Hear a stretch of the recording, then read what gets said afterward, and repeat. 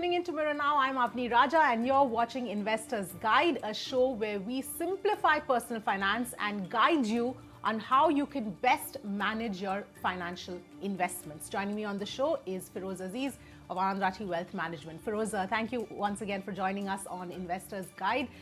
Last episode, we focused specifically on equity funds.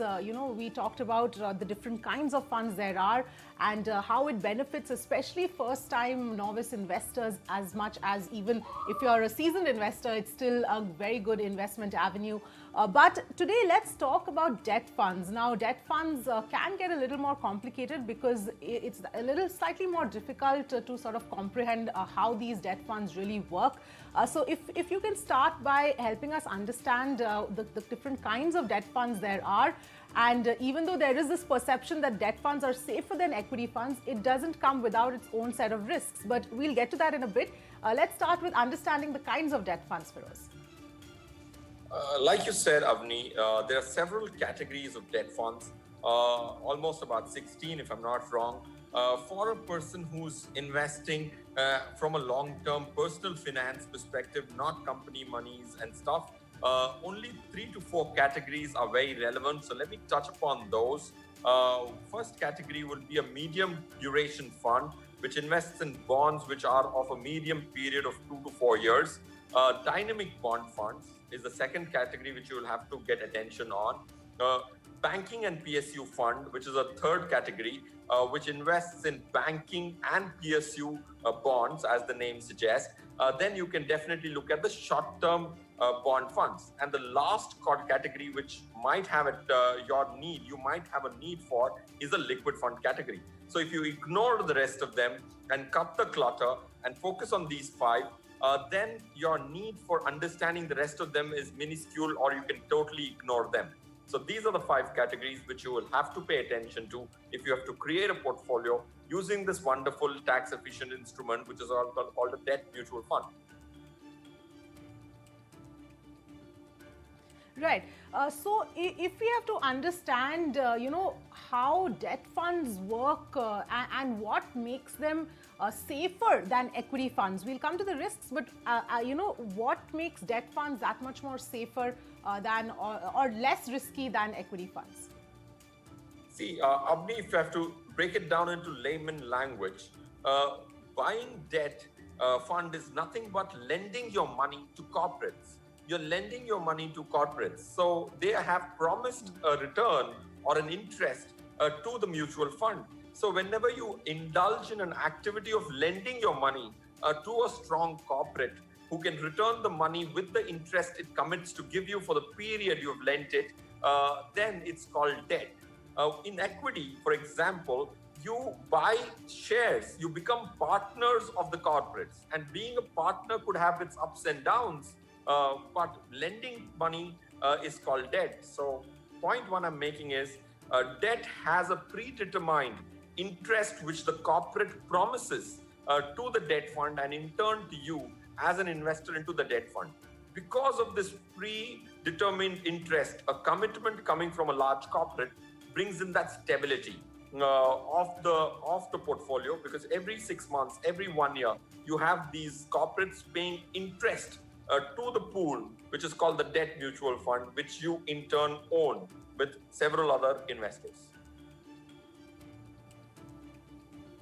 Right. And it would also be a good option if your goals are short term or, in the medium term, because since equity investments require that much a longer period of time for which you should be investing in, and you shouldn't remove it, before that, debt funds would also be a good idea where you can park your money if your investment, if your financial goal is maybe a year, 2 years or 3 years even away.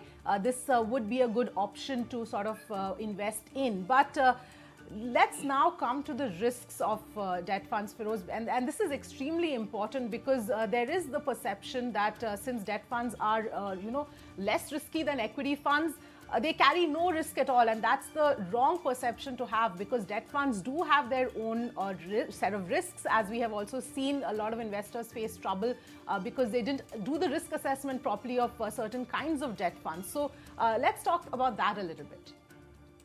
Yes, Avni, there are 2 primary risks in a debt fund.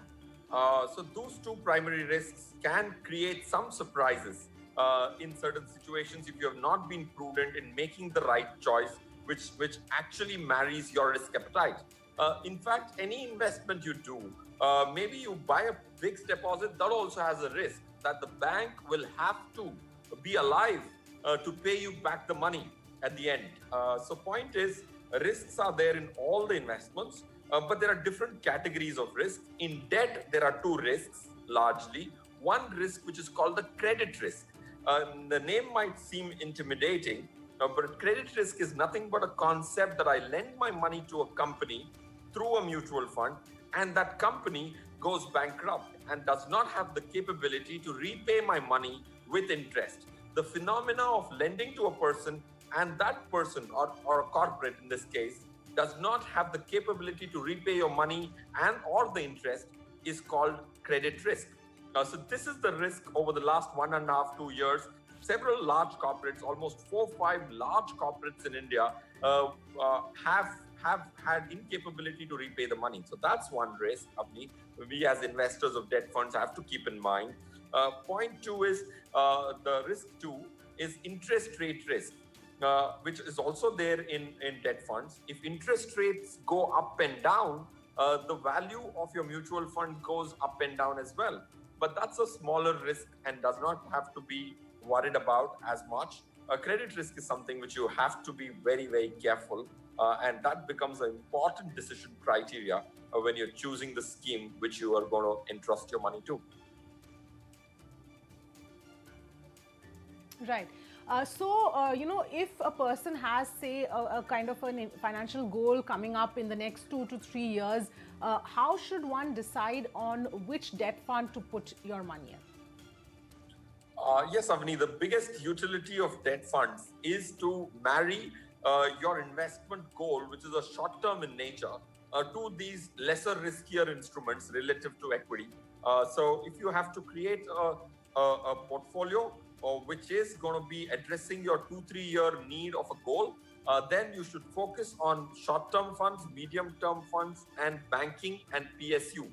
These are the three categories in which you have to choose one scheme each.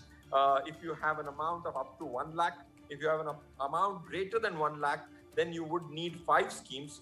Stick to the same 3 categories for any investment between 2 years and 3 years. Choose these 3 categories: short-term, medium-term, and banking and PSU. These 3 categories together, 1 scheme each. If it's less than 1 lakh, if it's greater than 1 lakh, 2 schemes each. In each of these 3 categories can create a robust portfolio with several companies so that you're not worried and you can have sleepful nights because your money is not lent to one specific bank or a corporate, it is lent to almost 100 of them. Right. All right, Feroz, thank you so much for joining us and putting all of that into perspective.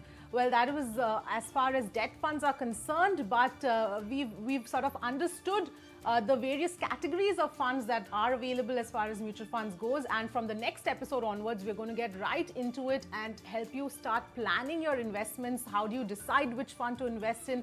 How do you decide how much money to put in? So all of those details we'll start talking about next episode on. Until then, thanks so much for watching.